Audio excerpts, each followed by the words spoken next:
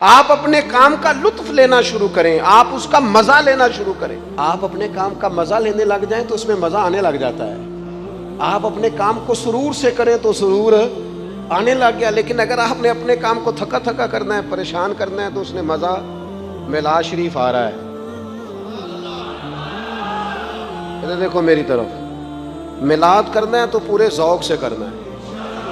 इसको ना थोड़ा करें, थोड़े खर्चों वाला करें, लेकिन प्यार से करें।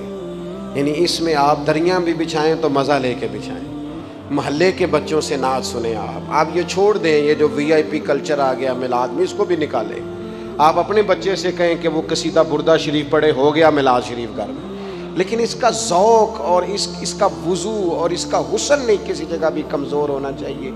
आपके अंदर वो ख़ास लहर हो कि मैं अपने नबी का जिक्र कर रहा हूँ, मैं हुजूर के मिलाद शरीफ की बात कर रहा हूँ। उसमें ज़्यादा तकल्लुफ़ात की ज़रूरत नहीं, उसमें दर्द दिल की नीयतों और इरादों के खालिस होने की ज़रूरत है।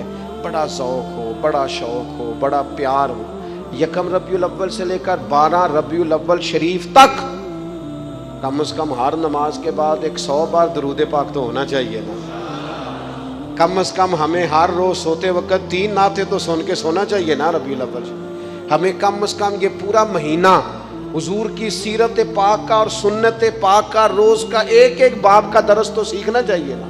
हुजूर खाते कैसे, बैठते कहते, हुस्न तकल्लुम कैसा, हुस्न गुफ्तगू कैसा, लोगों से मुआमला कैसा, अखलाक़ आलिया हमें सीखना चाहिए ना।